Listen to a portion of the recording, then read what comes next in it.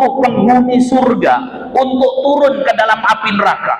Lalu bagaimana Pak Ustadz, nanti kebakar di neraka? Tidak.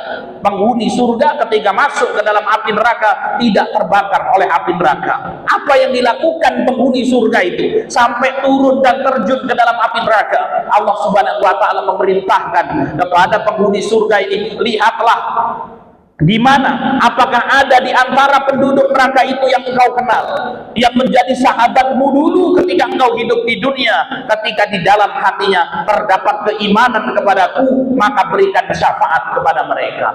Maka kemudian akan dicari, ya Allah, ini kawanku ya Allah, kamu kenal di mana? Di masjid Adua ya Allah, ini orang suka taklim, rajin kalau taklim ya Allah, berangkat itu pagi-pagi, kemudian kalau ya apa namanya duduk di majelis taklim paling depan, namun suka ngantuk-ngantuk ya Allah.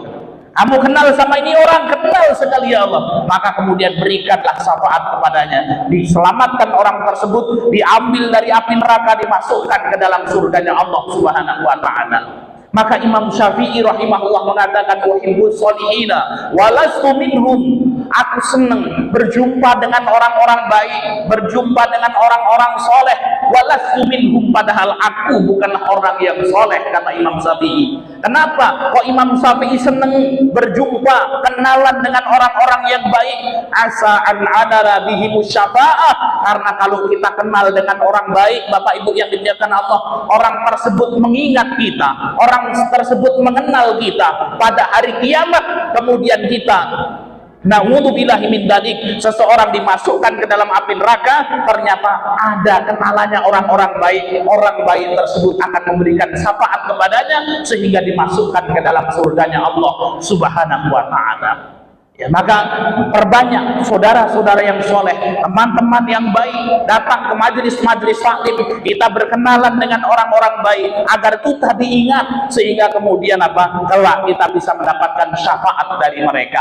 Kita berdoa kepada Allah, kita yang bisa memberikan syafaat kepada sahabat-sahabat kita. Namun amal-amal yang kita lakukan, Bapak Ibu yang dimuliakan Allah Subhanahu wa taala, tidak ada yang menjamin amal-amal yang kita lakukan diterima di sisi Allah Subhanahu wa taala.